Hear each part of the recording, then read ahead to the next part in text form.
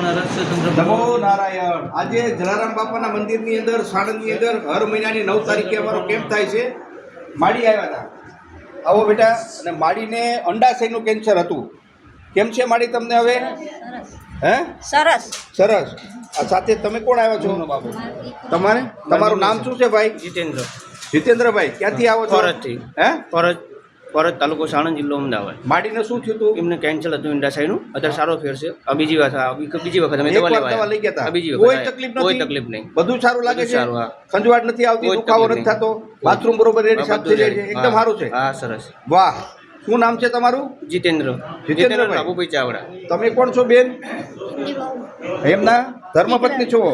બરોબર। માડીને શું થયું હતું? કેન્સર કેન્સર હતું। અત્યારે કેમ છે? સરસ એકદમ સારું છે? ખાઈ પી શકે છે બધું? બહુ સરસ। કોઈ પ્રોબ્લેમ નથી? કોઈ નહીં। બધું રાડી છે? બધું। બરોબર બરોબર। લઈ લીધે છે। તો આ આપણી આયુર્વેદની તાકાત છે। આ આપણા ઋષિ મુનિઓની ધરોહર છે। અમારા તરફથી જે કેન્સરની દવા દેવામાં આવે છે બિલકુલ નિઃશુલ્ક દેવામાં આવે છે। કોઈ પ્રકારનો ચાર્જ રહેતો નથી। આ કે આપણે અન્ય કોઈ પણ દવા લ્યો તો એ રાહત ભાવે અમે આપતા હોઈએ છીએ। કેન્સરની દવા જે તૈયાર થાય છે એ 7 થી 8 હજારના ખર્ચે તૈયાર થાય છે। પ્રભુ અન્ય દવાઓ જે સાથે લાવતા હોય એટલા માટે કે જે દવા તમે કાંઈ પણ લઈ શકતા હો અને એનું અમને કાંઈ પણ યોગદાન મળે જેથી અમારો કેન્સરનો સિલસિલો સારો રહે। બાકી આવી જીવલેણ બીમારીમાંથી જો આ બેન મુક્ત થયા હોય તો એ આપણી આયુર્વેદની તાકાત છે પ્રભુ। બરોબર।